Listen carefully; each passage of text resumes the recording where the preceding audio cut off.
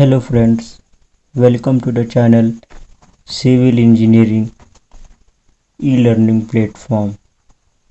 आप सभी का स्वागत है सिविल इंजीनियरिंग ई-लर्निंग प्लेटफॉर्म पर। यदि आप इस चैनल पर नए हैं तो आप सबसे पहले इस चैनल को सब्सक्राइब कीजिए, लाइक कीजिए और अपने दोस्त को पास ज़रूर शेयर करें। तो चलिए आज का नया सेशन हम स्टार्ट करते हैं। Introduction of design of steel structure. हम आज नया लेक्चर लेके आए हैं डिज़ाइन ऑफ स्टील स्ट्रक्चर पर। तो कोशिश करता हूँ कि मैं स्टील स्ट्रक्चर के डिज़ाइन को काफ़ी अच्छी तरीके से समझाने की कोशिश करूँगा। इसके लिए आपको जो कुछ ज़रूरी बातें बताना चाहता हूँ वो आप एक IS कोड IS 800 2007 और स्टील टेबल आप अपने पास इसको कंपलसरी रूप से रखना होगा। जब हम इसकी न्यूमेरिकल को डिस्कस करेंगे या फिर इसकी जो मेन थ्योरी पार्ट है और रेफरेंस लेंगे तो हम इसी कोड और टेबल के जरिए लेंगे। अगर आपके पास नहीं है IS कोड 800 2007 और स्टील टेबल तो आपको ये लेक्चर के आगे के जो न्यूमेरिकल लेक्चर है या फिर इसकी जो रेफरेंसेस लेक्चर है वो आपको समझ में नहीं आएगा। इसलिए पहले आप इसकी इंतजामात कीजिए और इसे अपने पास ज़रूर रखिए। तो चलिए स्टार्ट करते हैं आज का सेशन का lecture introduction of design of steel structure के सिलेबस को।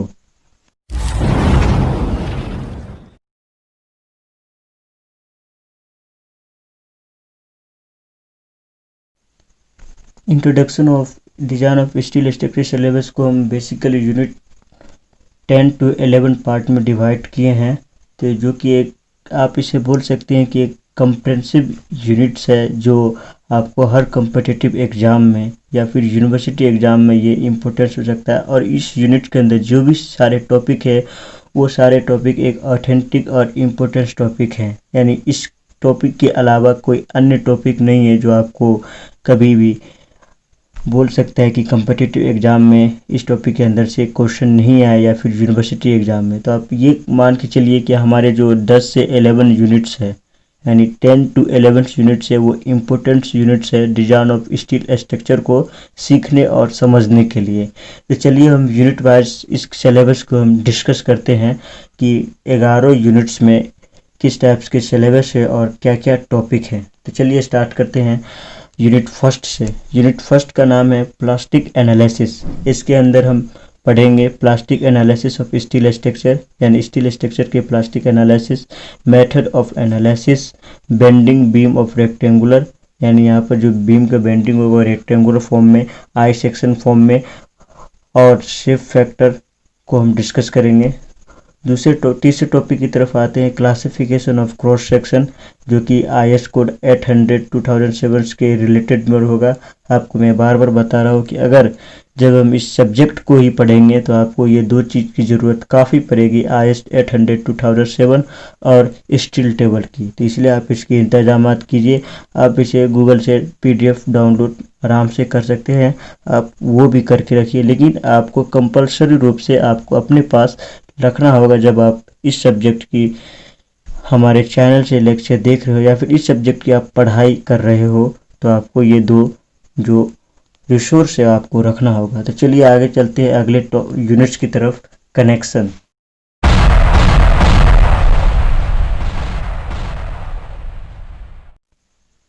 तो चलिए आगे यूनिट की तरफ चलते हैं। Unit number 2 connection. इसके अंदर हम पढ़ेंगे types of bolts, load transfer mechanism, prying actions जो डिजाइन ऑफ बोल्ट और वेल्डेड कनेक्शन में यूज होगा, अंडर एक्सियल और इसेंट्रिक लोडिंग यानी हम जो बोल्ट और वेल्डेड का डिजाइन करेंगे उसके अंडर एक्सियल फॉर्म में और इसेंट्रिक लोडिंग की कंडीशन में हम दोनों कंडीशन में हम इसको डिजाइन करेंगे अलग अलग तरीके से। आगे चलते हैं। दूसरा यूनिट में हमने देखा था कनेक्शन को। तीसरे यूनिट में हम देखते हैं टेंशन मेंबर। इसके अंदर जो टॉपिक है design strength in gross section, yielding, net section, rupture and block shear, design of axially loaded tension member. यानी इस यूनिट के अंदर में हम जो डिजाइन करेंगे एक टेंशन मेंबर पर जो कि रैप्चर की कंडीशन में, ब्लॉक शेयर की कंडीशन में, नेट सेक्शन की कंडीशन में, और इसे हम एक्सियली भी डिजाइन करेंगे वो भी सिर्फ टेंशन मेंबर में। आगे की यूनिट की तरफ चलते हैं। नेक्स्ट यूनिट की तरफ चलते हैं, यूनिट नंबर 4 जो कंप्रेशन मेंबर है। इसके अंदर हम डिस्कस करेंगे types of buckling, column buckling, curves, imperfection factor जो कि IS कोड 800 2007 में है, buckling curves for different cross sections, design of compression member, axially loaded compression member including angle section, single in pair built up columns, design of lacing and battens। ये compression member के अंदर हम discuss करेंगे। आगे चलते हैं unit number 5 की तरफ। यूनिट नंबर 5 का नाम है बीम्स। इसके अंदर हम बेसिकली बीम्स की डिज़ाइन करेंगे। तो बीम्स की डिज़ाइन में सिंपल बीम्स और कंपाउंड्स बीम्स की डिज़ाइन करेंगे, जो मेन सब्सिडरी बीम्स होगा, और उसके कनेक्शन के बारे में हम डिज़ाइन करेंगे। जब हम बीम्स की डिज़ाइन करेंगे तो कनेक्शन किसके अंदर डिज़ाइन करेंगे, जो लेटरली सपोर्टेड अनसपोर्टेड बीम होगा। बेसिकली इस बीम्स की या फिर इस यूनिट्स के अंदर जो हम बीम्स का डिज़ाइन करेंगे, लेटरली सपोर्टेड और अनसपोर्टेड बीम्स की डिज़ाइन करेंगे। इसके जो बीम्स की जब हम डिज़ाइन करेंगे तो वेब बकलिंग्स, वेब क्रिपलिंग्स, लेटरल टॉरिजन बकलिंग, इन सभी को हम डिस्कस करेंगे। तो आगे चलते हैं यूनिट नंबर 6 की तरफ। यूनिट नंबर 6 की तरफ चलते हैं। इस यूनिट का नाम है मेंबर्स डिजाइंस कंबाइंड फोर्स। इसके अंदर टॉपिक है compressive loads and uniaxial moments, tension and uniaxial moment. इसका भी हम आगे डिस्कस करेंगे लेक्चर में। दूसरे टॉपिक हैं कॉलम्स बेस। इसके अंदर कॉलम्स की डिज़ाइन करेंगे, basically design of column base, slab base, गसट base for axial and eccentric compressive load, ग्रिडलेस foundation designs. इसकी भी हम आगे डिस्कस करेंगे जब हम प्योरली इस लेक्चर्स की आगे के लेक्चर में इस यूनिट्स को हम एक्सप्लेन करेंगे और इसकी थ्योरी पार्ट को, न्यूमेरिकल पार्ट को डिस्कस करेंगे, तो आपको काफ़ी अच्छी तरीके से अंडरस्टैंडिंग आ जाएगी। आगे यूनिट की तरफ चलते हैं। 7वां यूनिट, यूनिट 7 की तरफ चलते हैं, डिजाइन ऑफ गेंट्री गिडर। गेंट्री गिडर के अंदर हम जो डिज़ाइन करेंगे, मेनली गेंट्री गिडर को, रूफ ट्रस को design including with loading and pearling design and tubular sections को हम डिज़ाइन करेंगे। आप ये समझिए कि इस यूनिट के अंदर में हमको ट्रस की डिज़ाइन करना है, रूफ ट्रस का, पर्लिन डिज़ाइन करना है और गेंट्री गिडर का डिज़ाइन करना है। आगे यूनिट चलते हैं यूनिट नंबर 8 की तरफ। यूनिट नंबर 8 का नाम है डिज़ाइन ऑफ प्लेट गिडर। इसके अंदर हम डिस्कस करेंगे design of welded and bolted connection, 4 flange plate, 2 flange angle, 2 waves. ये सभी कनेक्शन, जब हम कनेक्शन की यूनिट्स को, जो यूनिट नंबर 2 है उसको डिज़ाइन करेंगे, तभी हम आगे की यूनिट को हम समझ पाएंगे। तो कनेक्शन जो यूनिट नंबर 2 है उसको काफ़ी अच्छी तरीके से आप डिस्कस करेंगे हम। आप टेंशन नहीं लीजिए, इसका हम आपको बेसिक टू एडवांस लेवल तक आपको हम समझाएंगे कि कनेक्शंस की न्यूमेरिकल को किस तरह से सॉल्व किया जाता है।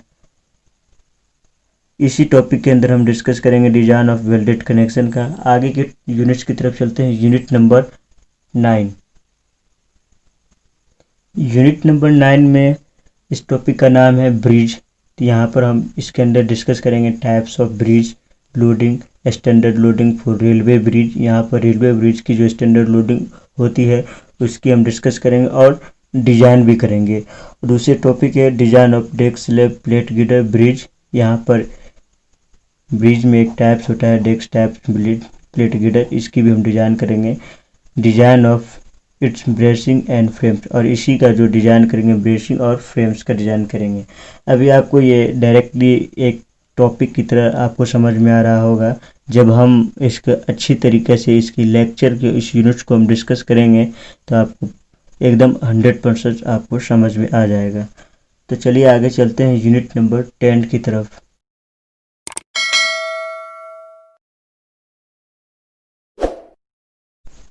यूनिट नंबर 10 की तरफ हम चलते हैं, foot over bridge and sway bracing design. इसके अंदर हम डिस्कस करेंगे design of foot over bridge, design of through type truss girder bridge including stringer designs और क्रॉस ग्रिडर डिज़ाइन, जिसके अंदर मेन ट्रस मेंबर, पोर्टर और स्वे ब्रेसिंग को हम डिज़ाइन करेंगे। यूनिट नंबर 11 की तरफ चलते हैं, जो कि स्टील का सबसे अहम या इम्पोर्टेंस यूनिट बोल सकते हैं कनेक्शन के बाद का। तो यूनिट नंबर 11 की यूनिट्स के टॉपिक को यूनिट्स नंबर 11 के हम टॉपिक को देखते हैं। वाटर टैंक का हमें डिज़ाइन करना है, circular tank, rectangular tank, press steel tanks, design of string. इसको हम डिजाइन करेंगे पूरे। बेसिकली इस यूनिट्स में हम टैंक की डिजाइन करेंगे अलग अलग शेप के।